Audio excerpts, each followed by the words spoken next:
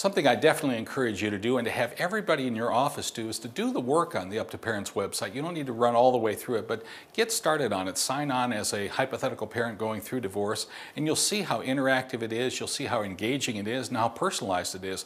Parents overwhelmingly enjoy this work. They find these ideas new, but they really are drawn in by seeing their children's names in this work and as they choose the commitments. And take a look at the Parents Corner as well as the Professionals Corner, and you'll find articles and materials that I think you will find useful. So how do we get started on this? We tell parents to do this work immediately, get started on it immediately, and then we also send them an email. The sample email is right on this, available to you on the Professionals Corner link and on the memo that goes to that is meant for you mediators. And you can make your version of this, but it's a very short email. And we invite them to go do the work on the Up to Parents website and then look at the link that says Mediate with UTP. Or if it's a paternity case and we're sending them to Proud to Parent, it's called Mediate with PTP, Proud to Parent. And they are instructed to do three things, basically. Do the work on the website. Second, fill out this intake, and it's electronic intake that takes some time and is also highly educational. And the third thing we encourage them to do is to then take a look at a document that we called Quick Help, or Quick Help for Families in Transition. Because we want the parents to continue, as I say, to think about these ideas and become accustomed to this entirely new way of seeing their challenge, one that is cooperative, one that's child-focused, and one where they're going to win together or where they're going to lose together. So look at what you are going to have coming into your office even before you meet these people. For one thing, you have the parents much more attuned to these ideas of cooperation, a much better understanding of the entire philosophy behind cooperative co-parenting and even the mediation experience. But you're going to have their intake work, and in that intake work, and this is in that PDF, that electronic intake that we have them fill out and email back to us, you'll be able to see where they are, where are they in their relationship. We ask some questions that are very difficult to ask, I think almost unfair to ask when the people are sitting together. For example, do you have an interest in saving your marriage? Or how and why, in your opinion, did your marriage come apart? This can be vital information and not necessarily things that you want to ask with the people sitting there in front of you, and you don't want to take the time to do it.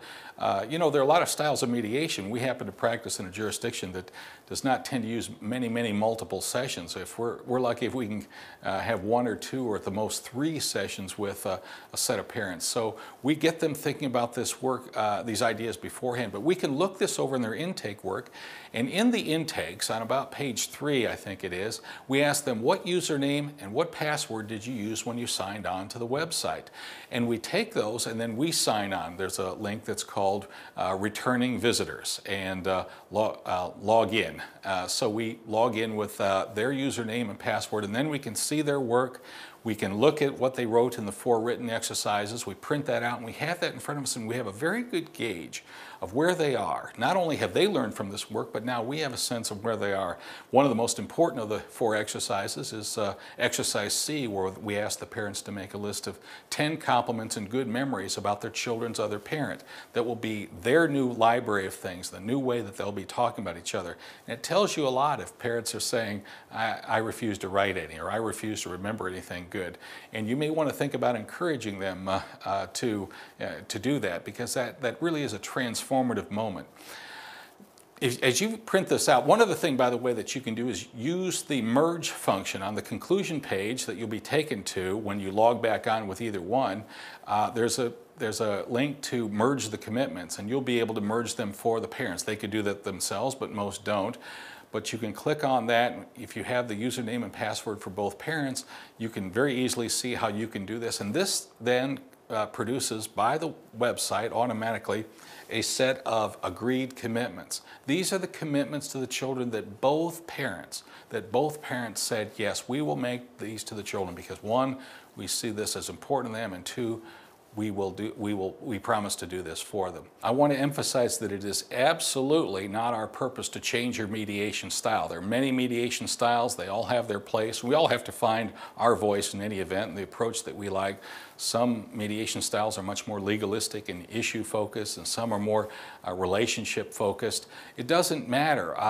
We do not recommend that you change anything about your approach, but have parents do this work, be able to then pass out these agreed commitments. If you want, you can go over these, or if you want, you can just say, I have confidence that you read these over and that you will see all the ways in which this makes your children's lives better and your lives better. There's a wonderful observation by an Indiana, he's actually an attorney, counselor, and mediator by the name of Pat Brown from Zionsville, Indiana. Pat's observation is if parents will agree on one thing, they'll agree on everything. If that one thing is, what do we want our children to look like when they're 25?